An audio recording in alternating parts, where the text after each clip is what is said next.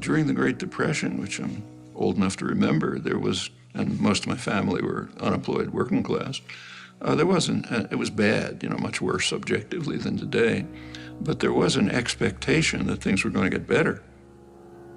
There was a real sense of hopefulness. There isn't today.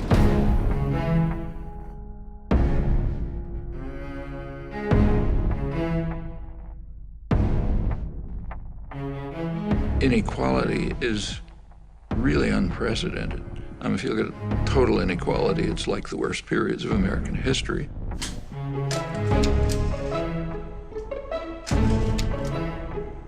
But if you refine it more closely, the inequality comes from the extreme wealth in a tiny sector of the population, a fraction of 1%.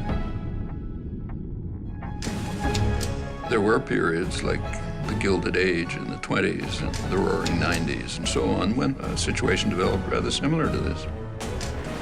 Now, this period's extreme, because if you look at the wealth distribution, the inequality mostly comes from super wealth.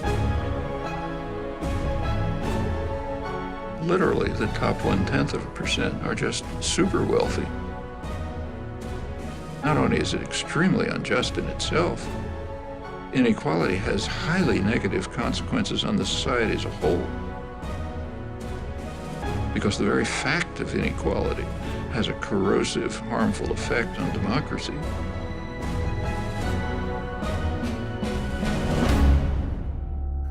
You opened by talking about the American dream. Part of the American dream is class mobility. You're born poor, you work hard, you get rich. It was possible for a worker to get a decent job, buy a home, get a car, have his children go to school. It's all collapsed.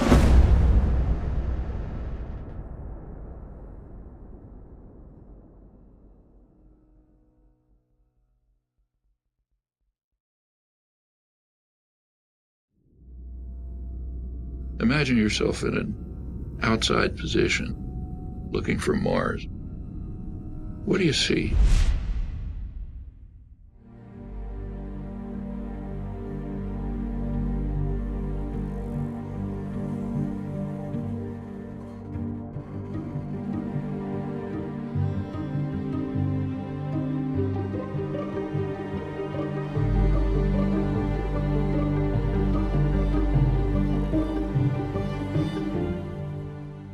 In the United States, there are professed values like democracy.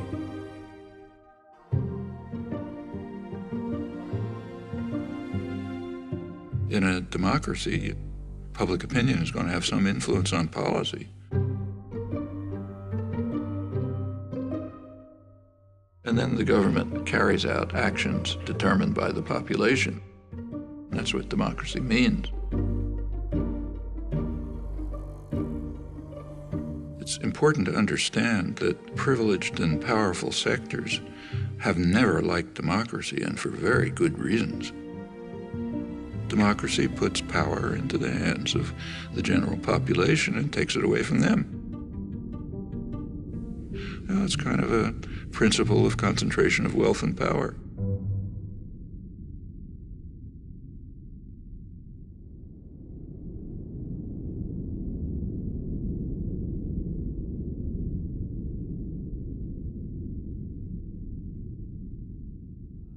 Concentration of wealth yields concentration of power, particularly so as the cost of elections skyrockets, which kind of forces the political parties into the pockets of major corporations. And this political power quickly translates into legislation that increases the concentration of wealth. So fiscal policy like tax policy, deregulation, rules of corporate governance, and a whole variety of measures, political measures designed to increase the concentration of wealth and power, which in turn yields more political power to do the same thing. And that's what we've been seeing. So we have this kind of vicious cycle in progress.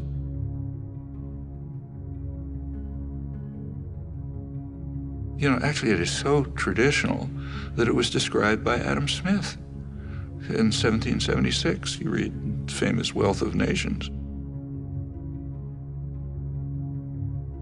He says in England, the principal architects of policy are the people who own the society, in his day, merchants and manufacturers. And they make sure that their own interests are very well cared for, however grievous the impact on the people of England or others. Now, it's not merchants and manufacturers, it's financial institutions and multinational corporations. The people who Adam Smith called the masters of mankind, and they're following the vile maxim, all for ourselves and nothing for anyone else. They're just going to pursue policies that benefit them and harm everyone else. And in the absence of a general popular reaction, that's pretty much what you'd expect.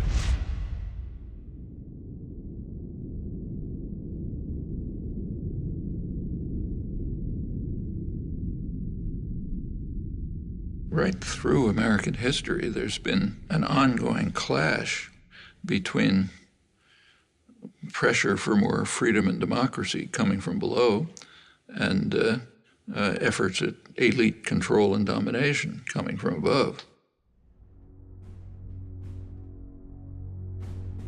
It goes back to the founding of the country.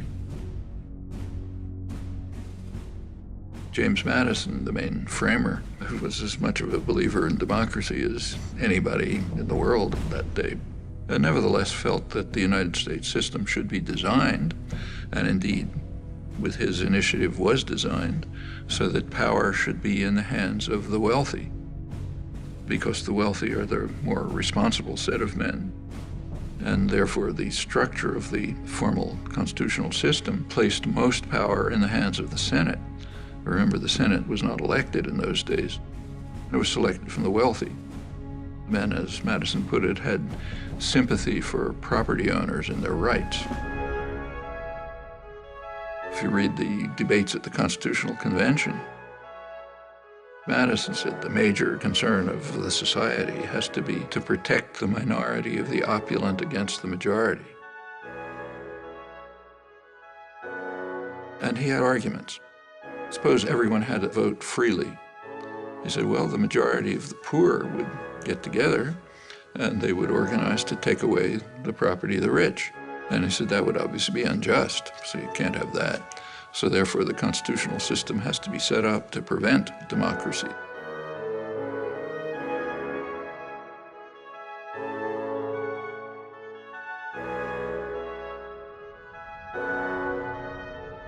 Which is of some interest that this debate has a hoary tradition, goes back to the first major book on political systems, Aristotle's Politics. He says of all of them, the best is democracy, but then he points out exactly the flaw that Madison pointed out. If Athens were a democracy for free men, the poor would get together and take away the property of the rich. Well, same dilemma, they had opposite solutions. Aristotle proposed what we would nowadays call a welfare state. He said, try to reduce inequality.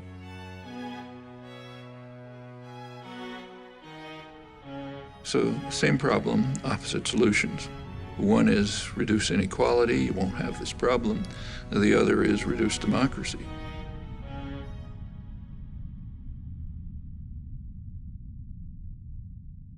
If you look at the history of the United States, it's a constant struggle between these two tendencies. A democratizing tendency that's mostly coming from the population, a pressure from below, and you get this constant battle going on, periods of regression, periods of progress. The 1960s, for example, were a period of significant democratization.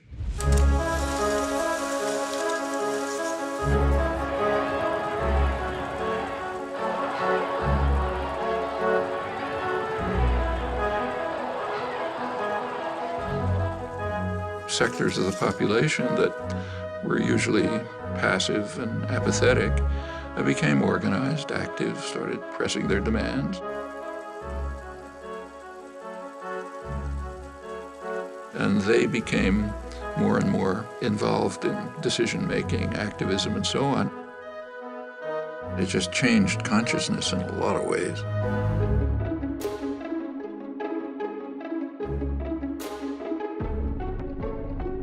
Minority rights. If democracy means freedom, why aren't our people free? Right. If democracy means justice, why don't we have justice? Right. If democracy means equality, why don't we have equality? Women's rights. This inhuman system of exploitation will change, but only if we force it to change, and force it together. Concern for the environment. A unique day in American history is ending, a day set aside for a nationwide outpouring of mankind seeking its own survival. Opposition to aggression. I'd say to those who criticize us for the militancy of our dissent that if they are serious about law and order, they should first provide it for the Vietnamese people, for our own black people, and for our own poor people. Concern for other people. One day we must ask the question, why are there 40 million poor people in America? When you begin to ask that question, you're raising a question about the economic system, about a broader distribution of wealth, the question of restructuring the whole of American society. These are all civilizing effects. And that caused great fear.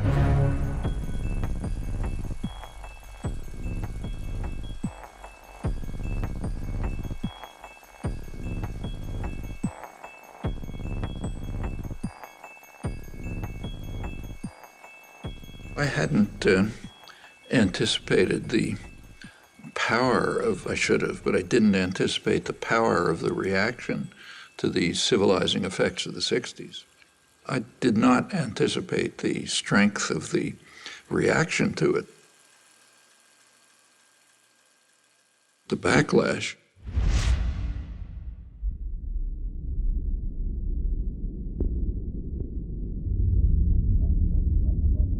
There has been an enormous, concentrated, coordinated business offensive beginning in the 70s to try to beat back the egalitarian efforts that went right through the Nixon years.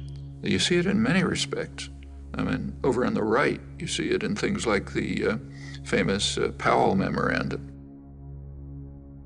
sent to the Chamber of Commerce, the major business lobby, by later Supreme Court Justice Powell, warning them that business is losing control over the society. And something has to be done to counter these forces. Of course, he puts it in terms of defense, defending ourselves against outside power.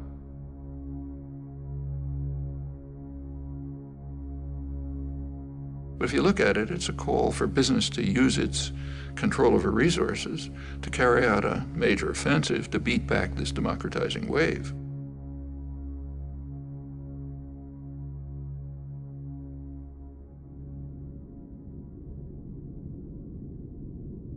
Over on the liberal side, there's something exactly similar. The first major report of the Trilateral Commission is concerned with this. It's called the Crisis of Democracy. Trilateral Commission is liberal internationalists. Their flavor is indicated by the fact that they pretty much staffed the Carter administration. They were also appalled by the democratizing tendencies of the 60s and thought we have to react to it. They were concerned that there was an excess of democracy developing. Previously passive and obedient parts of the population, what are sometimes called the special interests, were beginning to organize and try to enter the political arena. And they said that imposes too much pressure on the state. It can't deal with all these pressures. So therefore they have to return to passivity and become depoliticized. They were particularly concerned with what was happening to young people.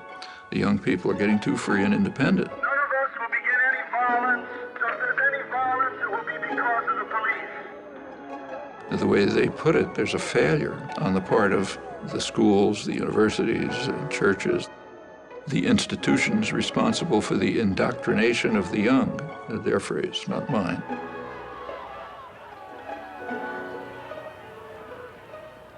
If you look at their study, there's one interest they never mention: private business. And that makes sense. They're not special interests. They're the national interest, kind of by definition. So they're okay. They're allowed to, have lobbyists buy campaigns, staff the executive, make decisions. That's fine. But it's the rest, the special interests, the general population, who have to be subdued.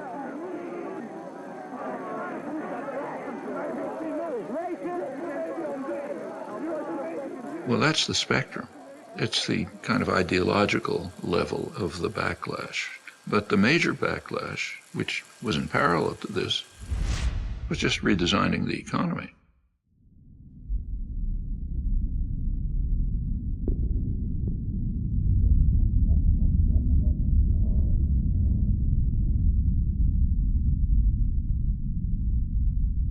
Since the 1970s, there's been a concerted effort on the part of the masters of mankind, the owners of the society, to shift the economy in two crucial respects.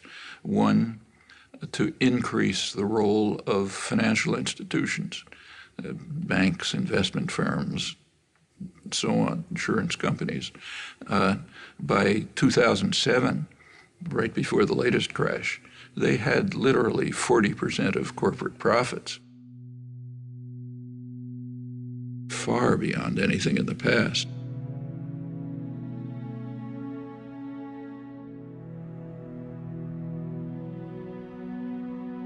Back in the 1950s, as for many years before, the United States economy was based largely on production.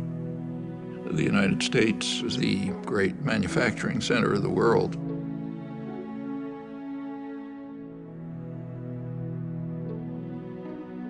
Financial institutions used to be a relatively small part of the economy, and their task was to distribute unused assets, like, say, bank savings, to productive activity. The bank always has on hand a reserve of money received from the stockholders and depositors.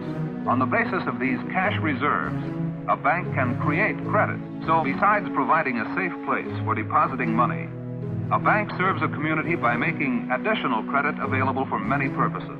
For a manufacturer to meet his payroll during slack selling periods, for a merchant to enlarge and remodel his store, and for many other good reasons why people are always needing more credit than they have immediately available. That's a contribution to the economy. Regulatory system was established. Banks were regulated. The commercial and investment banks were separated, cut back very risky investment practices that could harm private people. There had been, remember, no financial crashes during the period of regulation. By the 1970s, that changed.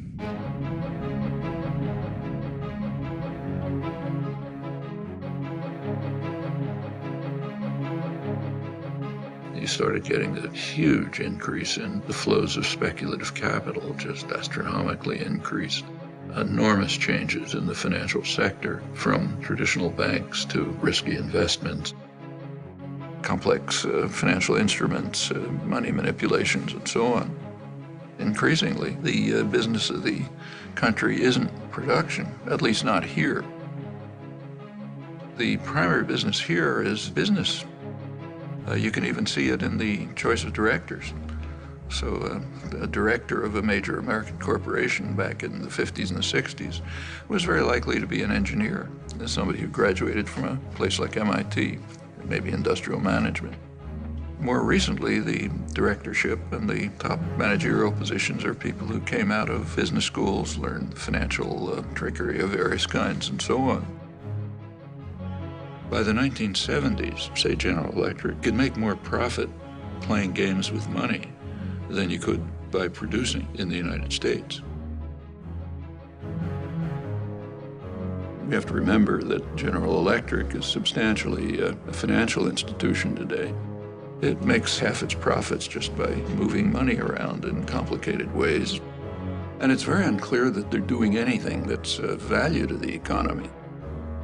So that's one phenomenon, what's called financialization of the economy.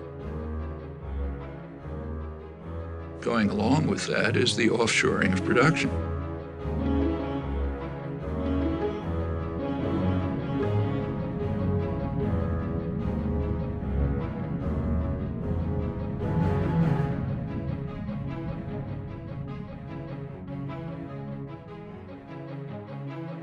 trade system was reconstructed with a very explicit design of putting working people in competition with one another all over the world. And what it's led to is a reduction in the share of income on the part of working people.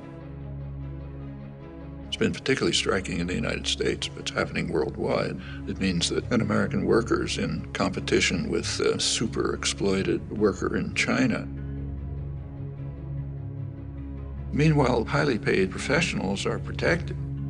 They're not placed in competition with the rest of the world, far from it. And of course, capital is free to move. Workers aren't free to move. Labor can't move, but capital can. Well, again, going back to the classics, like Adam Smith, as he pointed out, free circulation of labor is the foundation of any free trade system. But workers are pretty much stuck. The wealthy and the privileged are protected, so you get obvious consequences, and they're recognized, and in fact praised. Policy is designed to increase insecurity.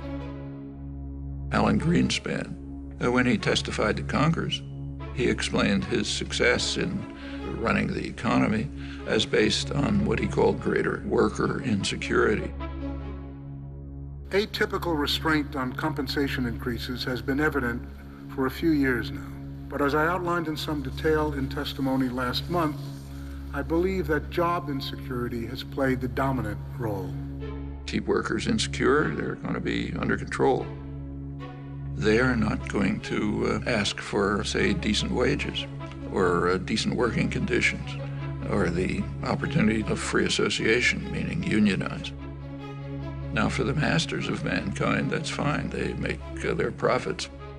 But for the population, it's devastating. Well, these two processes, financialization and offshoring, are part of what led to the vicious cycle of concentration of wealth, concentration of power.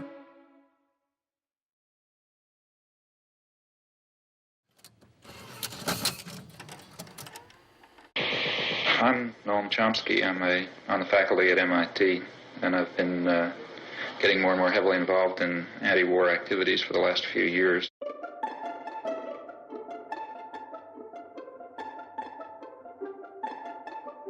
Noam Chomsky has made two international reputations. The widest is as one of the national leaders of American resistance to the Vietnam War. The deepest is as a professor of linguistics who, before he was 40 years old, had transformed the nature of his subject. You are identified with the New Left, whatever that is. You certainly have been an activist as well as a writer. Professor Noam Chomsky is listed in anybody's catalog as among the half-dozen top heroes of the New Left. This standing he achieved by adopting over the past 2 or 3 years a series of adamant positions projecting at least American foreign policy, at most America itself.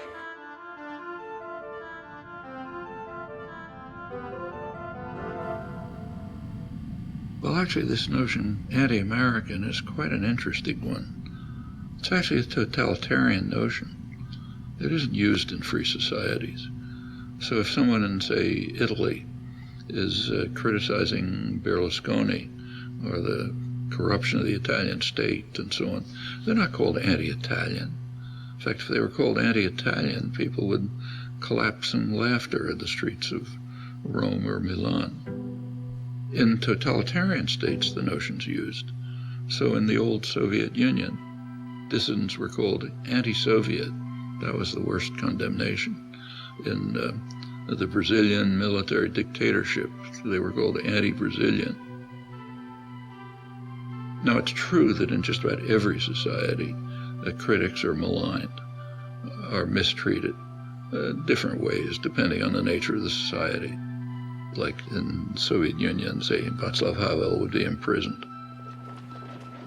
In a U.S. dependency like El Salvador at the same time, his counterparts would have their brains blown out by U.S.-run state terrorist forces.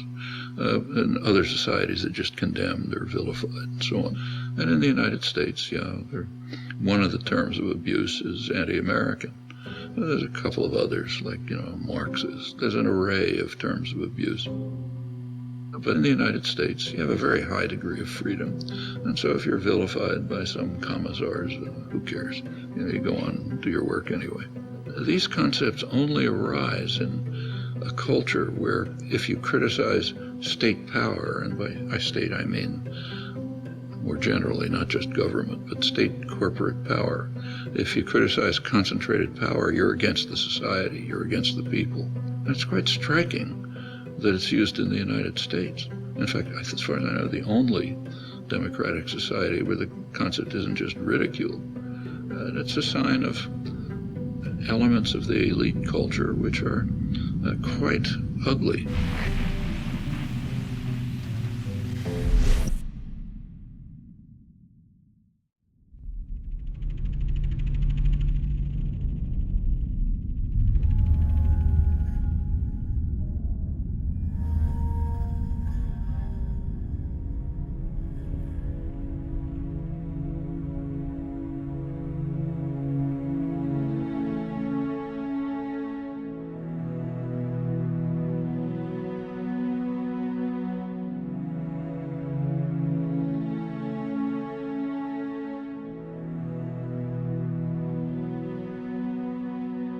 The American dream, like many ideals, was partly symbolic, but partly real.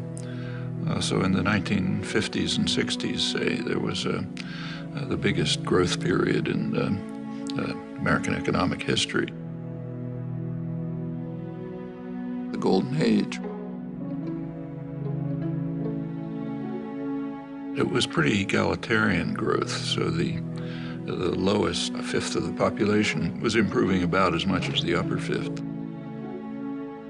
And there were some welfare state measures which improved life for much of the population. It was, for example, possible for a black worker to get a decent job in an auto plant, buy a home, get a car, have his children go to school, and so on, and the same across the board. When the U.S. was primarily a manufacturing center, it had to be concerned with its own consumers. Here, famously, Henry Ford raised the salary of his workers so they'd be able to buy cars. When you're moving into an international plutonomy, as the banks like to call it, with a small percentage of the world's population that's gathering increasing wealth, what happens to American consumers is of much less concern, because most of them aren't going to be consuming your products anyway, at least on any major basis. Your goals are profit in the next quarter, even if it's based on financial manipulations, high salary, high bonuses, produce overseas if you have to, and produce for the wealthy classes here and their counterparts abroad. What about the rest? Well, there's a term coming into use for them too. They're called the precariat, precarious proletariat, the working people of the world who live increasingly precarious lives. And it's related to the attitude toward the country altogether.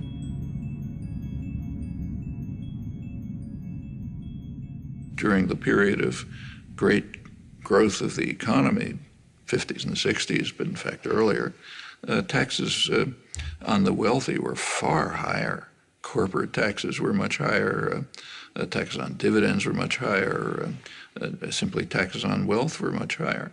The tax system has been redesigned so that the taxes that are paid by the very wealthy are reduced, and correspondingly the tax burden on the rest of the population's increased.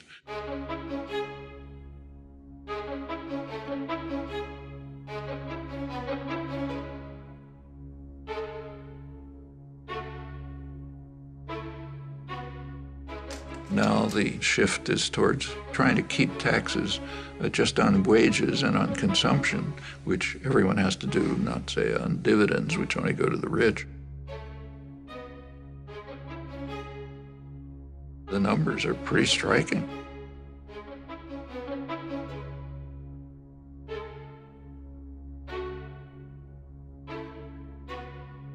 as a pretext. Of course, there's always a pretext. The pretext in this case is, well, that increases investment and increases jobs. But there isn't any evidence for that. If you want to increase investment, give money to the poor and the working people. They have to keep alive, so they spend their incomes. That stimulates production, stimulates investment, it leads to job growth, and so on. If you're an ideologist for the masters, you have a different line. And in fact, right now, it's almost absurd that corporations have money coming out of their pockets. So in fact, General Electric are paying 0 taxes, and they have enormous profits. Lets them take the profit somewhere else or defer it, but not pay taxes. And this is common. The major American corporations shift the burden of sustaining the society onto the rest of the population.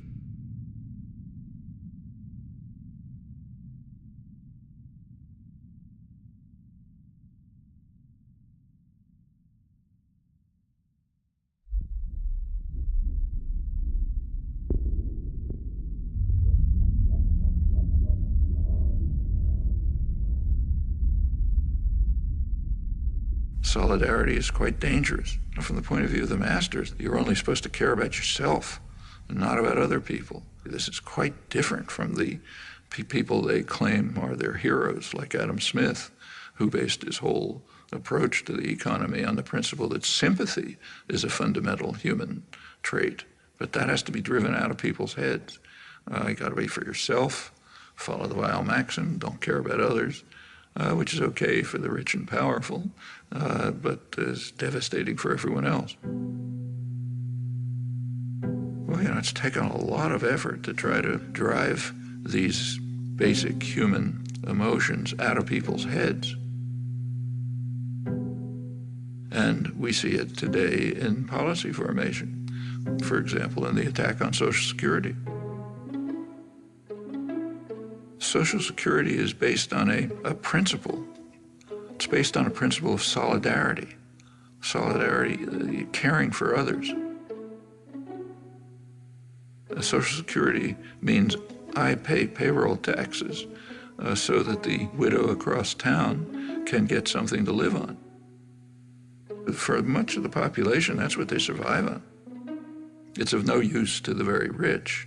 So therefore, there's a concerted attempt to destroy it. One of the ways is defunding it. You want to destroy some system, first defund it. Then it won't work, people will be angry, they want something else. That's a standard technique for privatizing some system. We see it in the attack on public schools. Public schools are based on the principle of solidarity. I no longer have children in school, they're grown up. But the principle of solidarity says, I happily pay taxes so that the kid across the street can go to school. That's normal human emotion. You have to drive that out of people's heads. I don't have kids in school, why should I pay taxes? Privatize it, so on. The public education system, all the way from kindergarten to higher education, is under severe attack. I mean, that's one of the jewels of American society.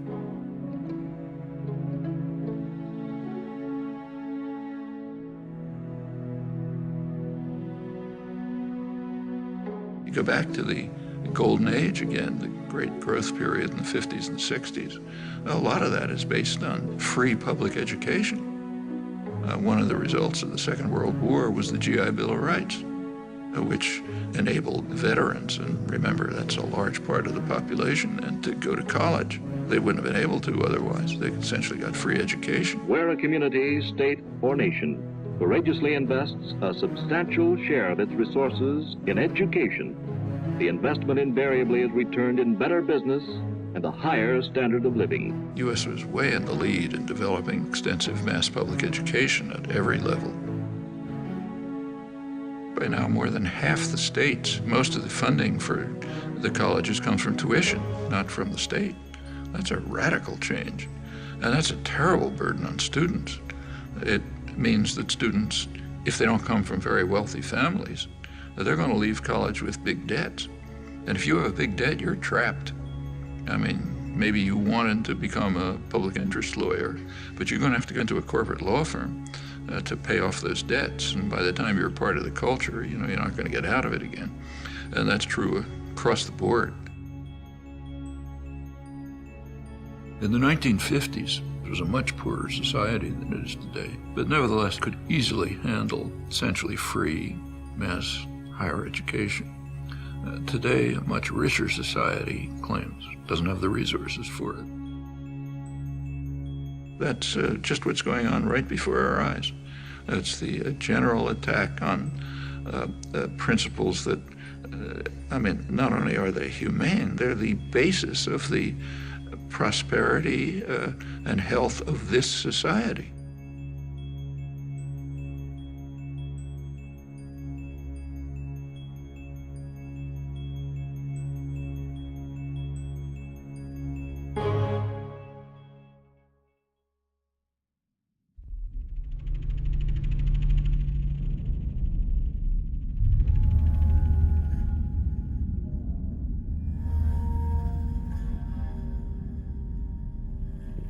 If you look over the history of regulation, say railroad regulation, financial regulation, and so on, you find that quite commonly it's either initiated by the economic concentrations that are being regulated, or it's supported by them. And the reason is because they know that sooner or later they can take over the regulators. And it ends up with what's called regulatory capture. The business being regulated is in fact running the regulators.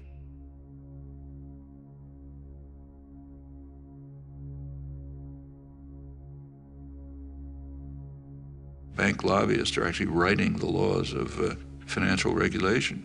It gets to that extreme. And that's been happening through history, and again, it's a pretty natural tendency when you just look at the distribution of power.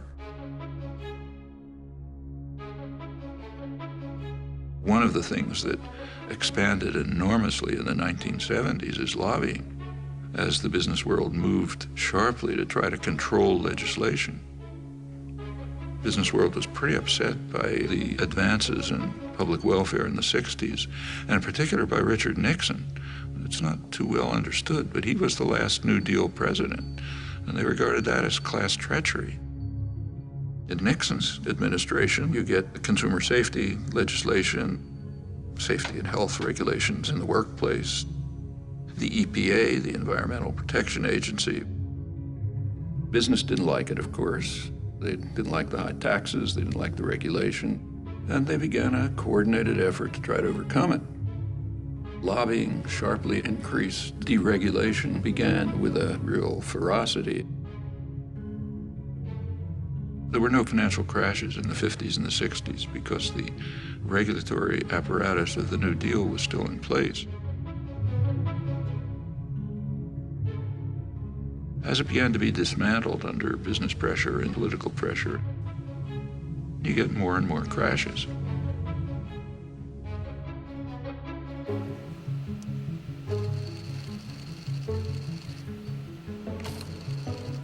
And it goes on right through the years.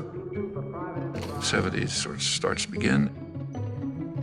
80s really takes off. Congress was asked to approve federal loan guarantees to the auto company of up to $1.5 billion. Now, all of this is quite safe as long as you know the government's going to come to your rescue. So take, say, Reagan. Instead of letting them pay the costs, Reagan bailed out banks like Continental Illinois, the biggest bailout of American history at the time. Actually ended his term with a huge financial crisis, the savings and loan crisis, and the government moved in and bailed it out. President Bush today signed the $300 billion savings and loan bailout bill. In 1999, regulation was dismantled to separate commercial banks from investment banks. Then comes the Bush, then Obama bailout. Bear Stearns is running to the feds to stay afloat. President Bush today defended the decision to bail out Citigroup. Fannie Mae and Freddie Mac have asked for a total of $3 billion more. This bailout could get much bigger, signaling deepening troubles for the U.S. economy. and they're building up the next one.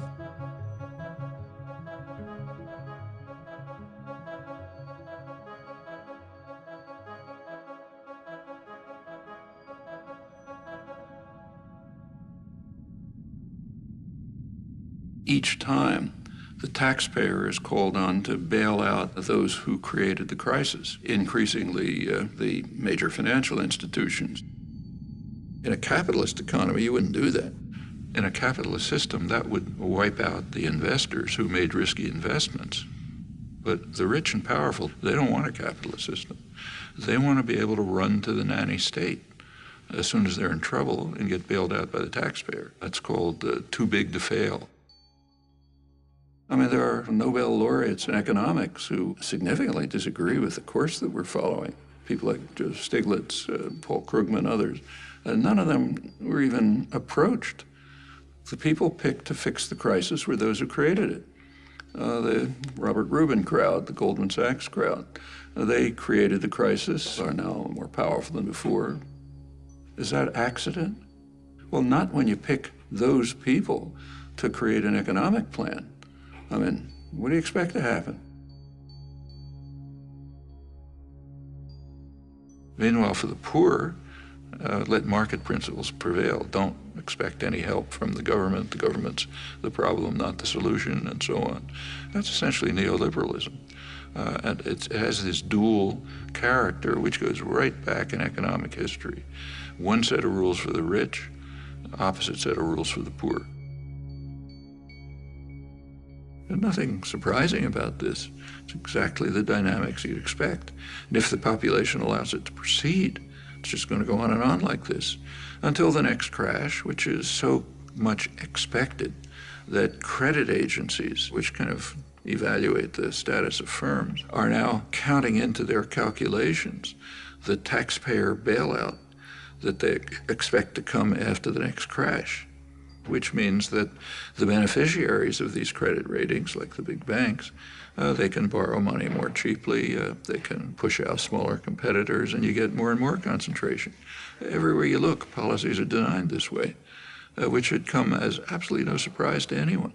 That's what happens when you put power into the hands of a narrow sector of wealth, which is dedicated to increasing power for itself, just as you'd expect.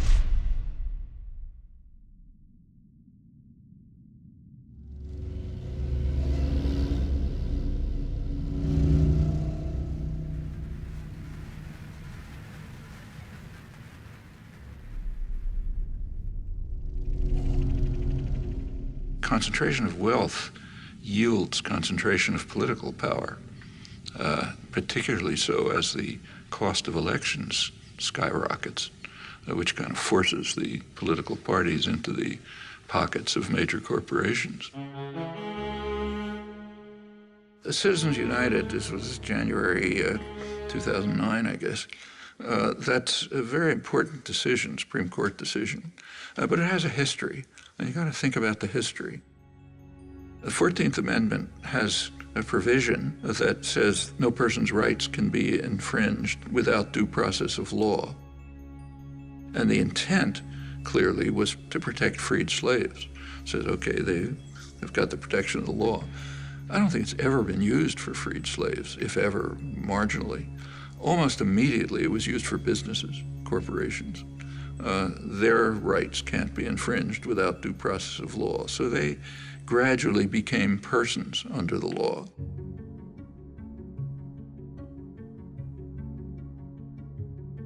Corporations are state-created legal fictions. Maybe they're good, maybe they're bad, but to call them persons is kind of outrageous. So they got personal rights back about a century ago, and that extended through the 20th century. They give corporations rights way beyond what persons have. So if, say, General Motors invests in Mexico, they get national rights, the rights of a Mexican business. While the notion of person was expanded to include corporations, it was also restricted. If you take the 14th Amendment literally, then no undocumented alien can be deprived of rights if they're persons. undocumented aliens who are living here and building your buildings, cleaning your lawns, and so on. They're not persons. But General Electric is a person, an immortal, super powerful person. This perversion of the elementary morality and the obvious meaning of the law is quite incredible. In the 1970s, the courts decided that money is a form of speech. Buckley versus Valeo. And then you go on through the years to Citizens United, which says that the right of free speech of corporations, namely spend as much money as they want, can't be curtailed. Take a look at what that means. It means that corporations, which anyway have been pretty much buying elections, are now free to do it with virtually no constraint. That's a tremendous attack on the residue of democracy. It's very interesting to read the rulings, like Justice Kennedy's swing vote. His ruling said, well, look, after all, CBS is given freedom of speech. They're a corporation. Why shouldn't General Electric be free to spend as much money as they want? I mean, it's true that CBS is given freedom of speech, but they're supposed to be performing a public service. That's why. That's what the press is supposed to be. General Electric is just trying to make money for the chief executive and some of the shareholders. It's an incredible decision, and it puts the country in a position where business power is greatly extended beyond what it always was. This is part of that vicious cycle. The Supreme Court justices are put in by reactionary presidents who get in there because they're funded by business. It's the way the cycle works.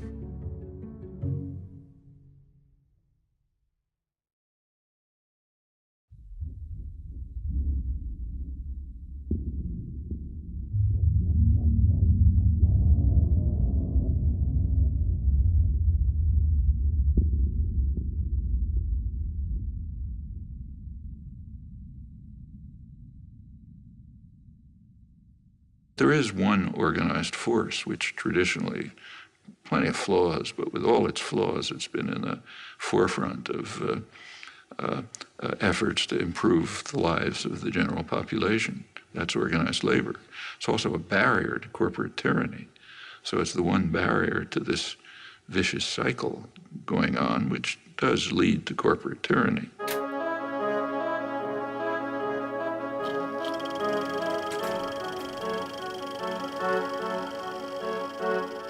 A major reason for the concentrated, almost fanatic attack on unions, on organized labor, is they are a democratizing force.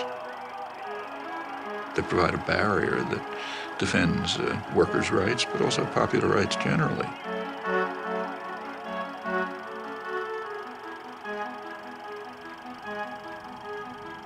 And that interferes with the prerogatives and power of those who own and manage the society. I should say that anti-union sentiment in the United States among elites is so strong that the fundamental core of labor rights, the basic principle in the International Labor Organization, is the right of free association, which would mean the right to form unions. The U.S. has never ratified that. So I think the U.S. may be alone among major societies in that respect. It's considered so far out of the spectrum of American politics, it literally has never been considered. Remember that the U.S. has a long and very violent labor history as compared with comparable societies. But the labor movement had been very strong. By the 1920s, in a period not unlike today, it was virtually crushed. A truck driver strike was climaxed by severe riots with many casualties. Open warfare rages through the streets of the city as 3,000 Union pickets battle 700 police. Guns, tear gas, clubs, and fists bring injuries to more than 80 persons and cause the death of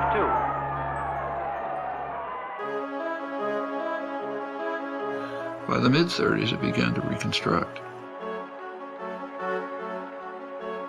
Franklin Delano Roosevelt. He himself was rather sympathetic to progressive legislation that would be in the benefit of the general population, but he had to somehow get it passed. So he informed labor leaders and others, force me to do it. What he meant is go out and demonstrate, organize, protest, develop the labor movement. When the popular pressure is sufficient, I'll be able to put through the legislation you want. I am not for a return to that definition of liberty under which for many years a free people were being gradually regimented into the service of a privileged few. I prefer that broader definition of liberty. So there was a kind of a combination of a sympathetic government and, by the mid-30s, very substantial popular activism. There were industrial actions, there were sit-down strikes, which were very frightening to ownership. You have to recognize a sit-down strike is just one step before saying, we don't need bosses, we can run this by ourselves.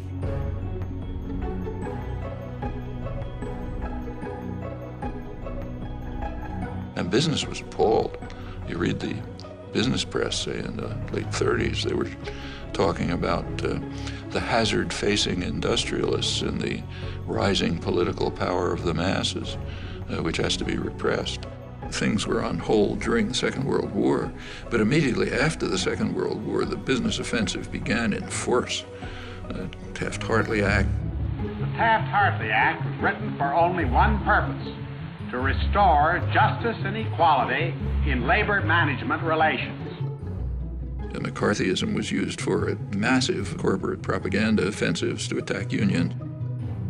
It increased sharply during the Reagan years. I mean, Reagan pretty much told the business world, if you want to illegally break organizing efforts and strikes, go ahead. They are in violation of the law, and if they do not report for work within 48 hours, they have forfeited their jobs and will be terminated. Continued in the 90s, and of course with George W. Bush, who went through the roof. By now, less than 7% of private sector workers have unions.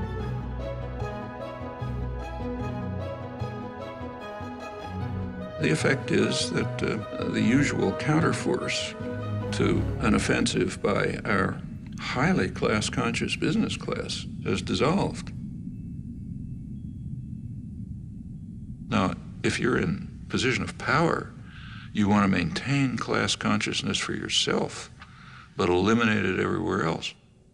You go back to the 19th century, in the early days of the Industrial Revolution in the United States, working people were very conscious of this.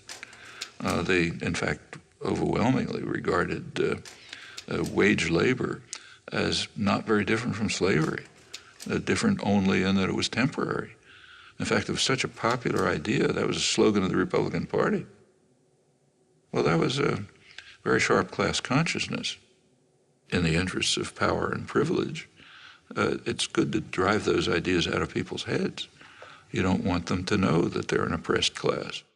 So this is one of the few societies in which you just don't talk about class. In fact, the notion of class is very simple. Who gives the orders, who follows them? That basically defines class. It's more nuanced and complex, but that's basically it.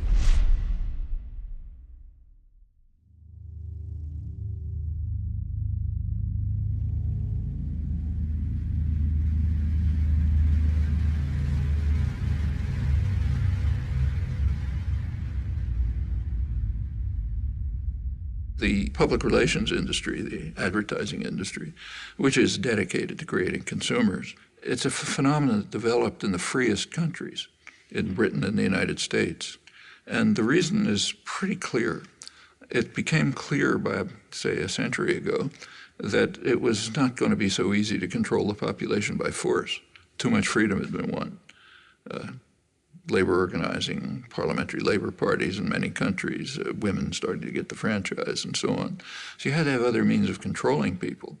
And it was understood and expressed that you have to control them by control of beliefs and attitudes. Well, one of the best ways to control people in terms of attitudes is what the great political economist Thorstein Veblen called fabricating consumers.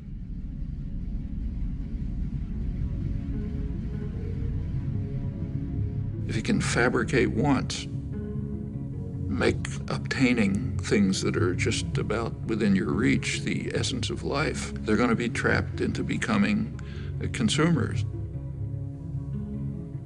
You read the business press, say, 1920s, it talks about the need to direct people to the superficial things of life, like fashionable consumption, and that'll keep them out of our hair.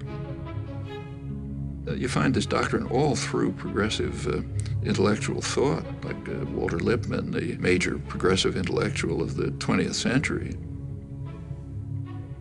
He wrote famous progressive essays on democracy, in which his view was exactly that. The public must be put in their place so that the responsible men can make decisions without interference from the bewildered herd.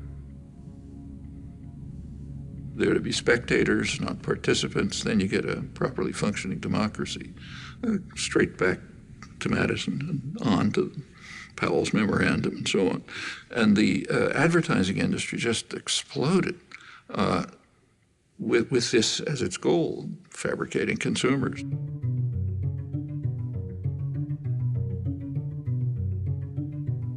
And it's done with great sophistication. You don't see many wild stallions anymore. He's one of the last of a wild and very singular breed. Come to Marlboro country. The ideal is what you actually see today, where, let's say, teenage girls, if they have a free Saturday afternoon, will go walking in the shopping mall, not to the library or somewhere else. The idea is to try to control everyone, to turn the whole society into the perfect system. Perfect system would be a society based on a dyad, a pair. The pair is you and your television set, or maybe now you and the internet, in which that presents you with what the proper life would be, what kind of gadgets you should have. And you spend your time and effort gaining those things which you don't need and you don't want, and maybe you'll throw them away. But that's the measure of a decent life. What we see is in, say, advertising on television. If you've ever taken an economics course, you know that markets are supposed to be based on informed consumers making rational choices. Well, if we had a system like that, a market system, then a television ad would consist of, say, General Motors putting up information saying, here's what we have for sale. That's not what an ad for a car is. An ad for a car is a football hero, an actress, the car doing some crazy thing like going up a mountain or something. The point is to create uninformed consumers who will make irrational choices. That's what advertising is all about. And when the same institutions, PR system, runs elections, they do it the same way.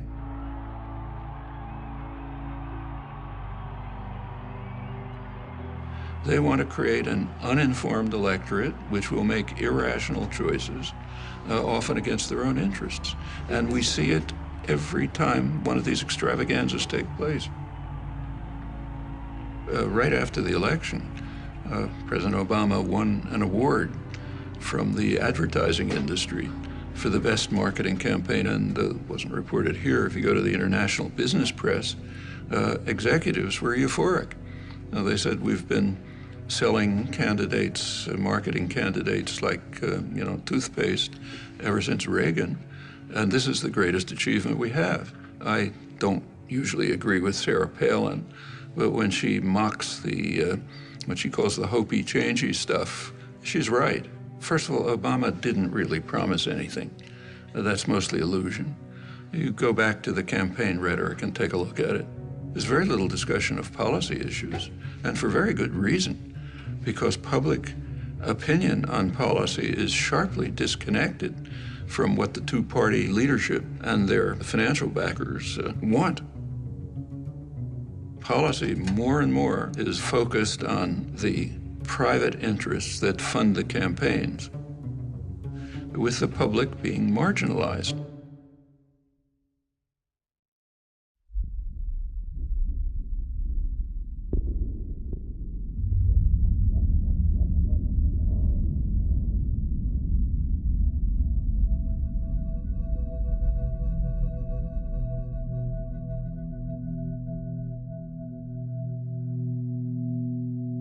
One of the leading political scientists, Martin Gilens, came out with a study of the relation between public attitudes and public policy. And what he shows is that about 70% of the population has no way of influencing policy. They might as well be in some other country. And the population knows it. What it's led to is a population that's angry, frustrated, hates institutions. It's not acting constructively to try to respond to this. There is popular mobilization and activism, but in very self-destructive directions. It's taking the form of unfocused anger, attacks on one another, and on vulnerable targets. That's what happens in cases like this. It is corrosive of social relations, but that's the point. The point is to make people hate and fear each other and look out only for themselves and don't do anything for anyone else. One place you see it strikingly is on April 15th. April 15th is kind of a measure, the day you pay your taxes, of how democratic a society is. If a society is really democratic, April 15th would be a day of celebration. It's a day when the population gets together, decides to fund the programs and activities that they have formulated and agreed upon. What could be better than that? So you should celebrate it. It's not the way it is in the United States. It's a day of mourning.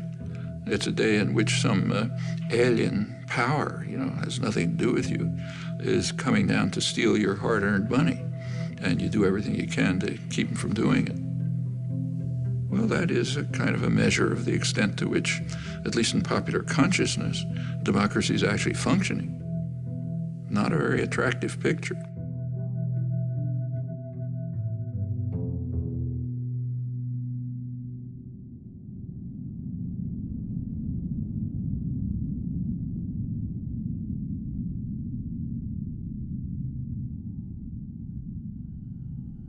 The tendencies that we've been describing within American society, unless they're reversed, it's going to be an extremely ugly society. A society that's based on Adam Smith's vile maxim, all for myself, nothing for anyone else.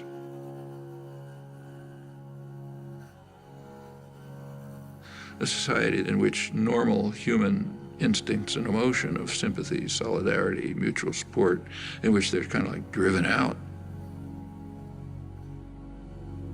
That's a society so ugly, I don't even know who'd want to live in it. I wouldn't want my children to.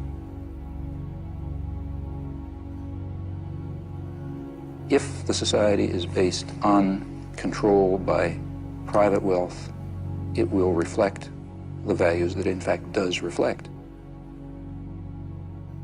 The value that is greed and the desire to maximize personal gain at the expense of others. Now, any society, maybe a small society based on that principle is ugly, but it can survive.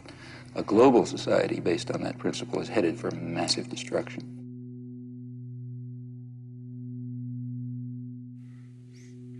I don't think we're smart enough to design in any detail what a perfectly just and free society would be like. I think we can give some guidelines, and more significant, we can ask how we can progress in that direction. John Dewey, the leading social philosopher in the late 20th century, he argued that until all institutions, production, commerce, media, unless they're all under participatory democratic control, we will not have a functioning democratic society. As he put it, policy will be the shadow cast by business over society. Well, that's essentially true.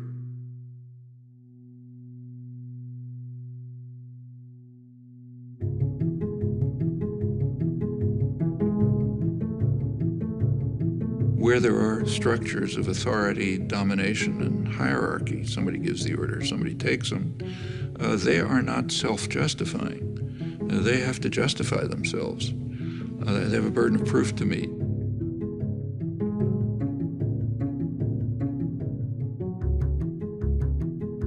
Well, if you take a close look, usually you find they can't justify themselves.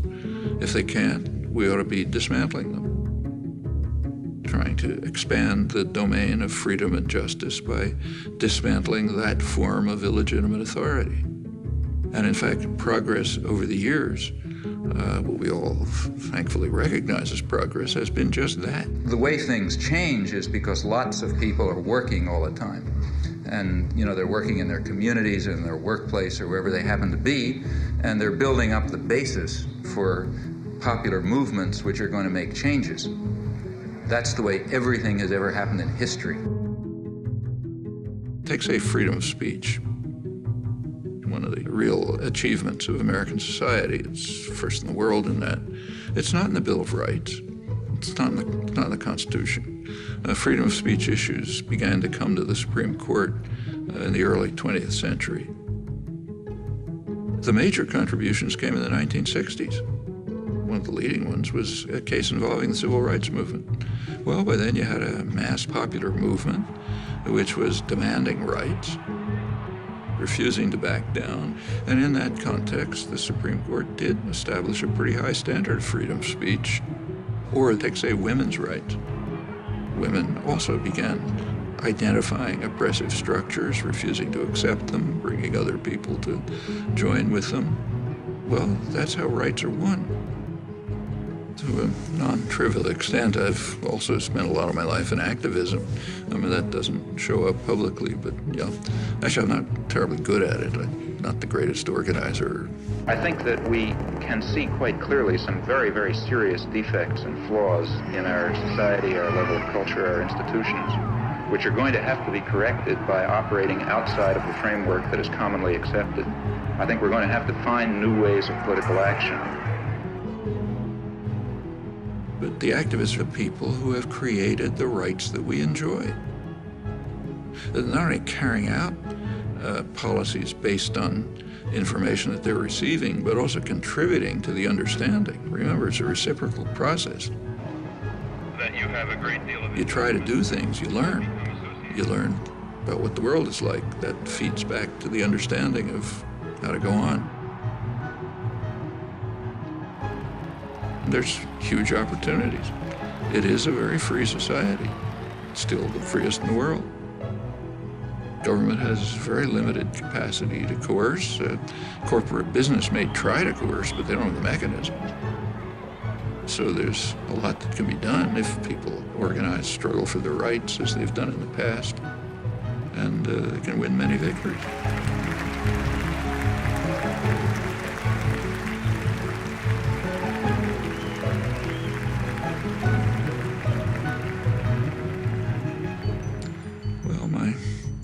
Close friend for many years, late Howard Zinn, to put it in his words, that what matters is the countless small deeds of unknown people who lay the basis for the significant events that enter history. They're the ones who've done things in the past. They're the ones who'll have to do it in the future.